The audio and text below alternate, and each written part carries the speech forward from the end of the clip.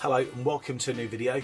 My name's Aid and this is my 2006 Maserati Quattroporte M139. Before I go any further, I just want to say a big thank you to everyone that's subscribed to my channel so far.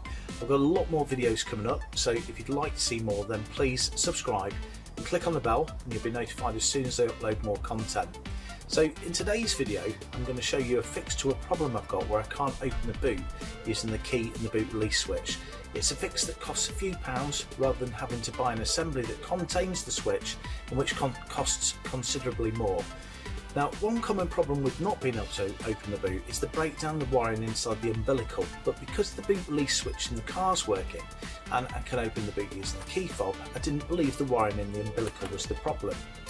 To access the inside of the boot lid, I first needed to remove this piece of trim using a trim removal tool and the bolts that secure the pull down handle.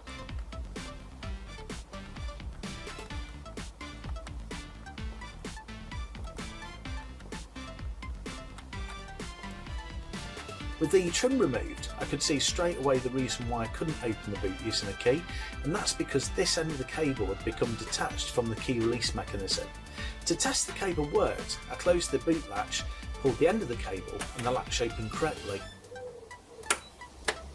Another common problem is that the switch breaks down over time, or the plunger gets stuck, which means the switch can remain in its constantly closed state. This I found to be the problem because when I disconnected the plug that connects the boot release switch to the wiring loom, closed the latch and then reconnected the plug, this opened the latch, indicating the switch was in a constantly closed state. Another way to test the open and closed state of the switch is to use a multimeter to do a continuity test, and here you can see that the test showed that the switch is indeed in its closed state. The next step was to remove this part, which is referred to as a complete moulding plate in the parts catalogue, and I did this by removing the bolts that fasten it to the boot lid. I then removed the connectors for the number plate lights and the solenoid.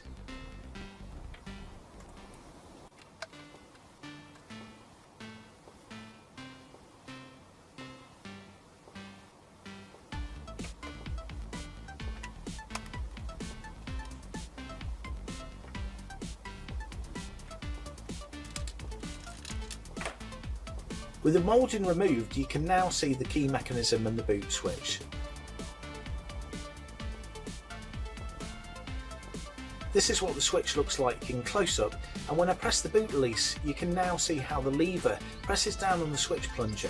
You should hear a click when the plunger is depressed, but there isn't one on this switch because the plunger is stuck in. Using a screwdriver I removed the fastener and then the switch from the two locating lugs. The OEM boot release has two wires, black and blue, and there's a Burgess single pole single throw switch.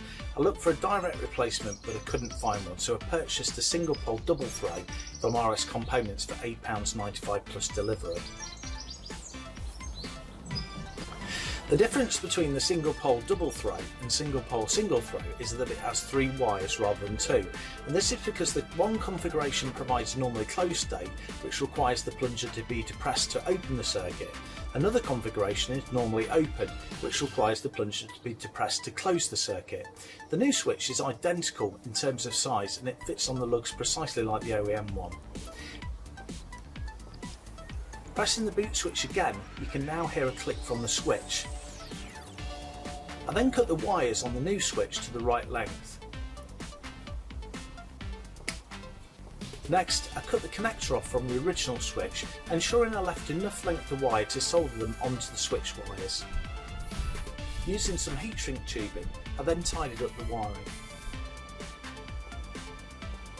Next, I did a continuity test using a multimeter to identify the wires required for the normally open state, and from this test I determined the normally open wires are the red and the blue.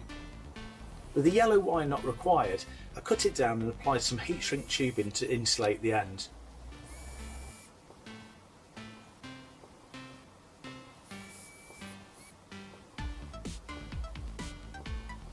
Next, I soldered the connector wires to the switch wires and used some heat shrink tubing to insulate them.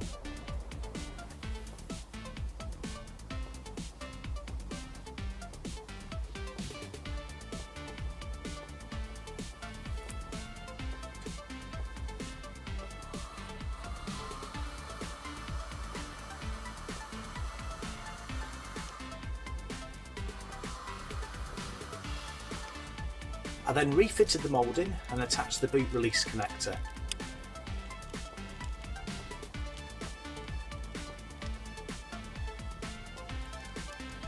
To test the switch, I first closed the latch and then pressed the boot release switch, and as you can see here now, the boot latch opens correctly. With the boot release switch now working, I refitted the connectors for the lights and the solenoid. I then connected the key release cable, and to stop it from detaching in the future, I made some minor adjustments to the tension of the cable using a small spanner. As you can see, the boot now opens when I press the boot release switch and when using the key. Hopefully this simple, low-cost fix may help you if you have this same problem too. Remember, if you'd like to see my future videos, then please subscribe and click on the notification bell. Thanks for watching, see you next time.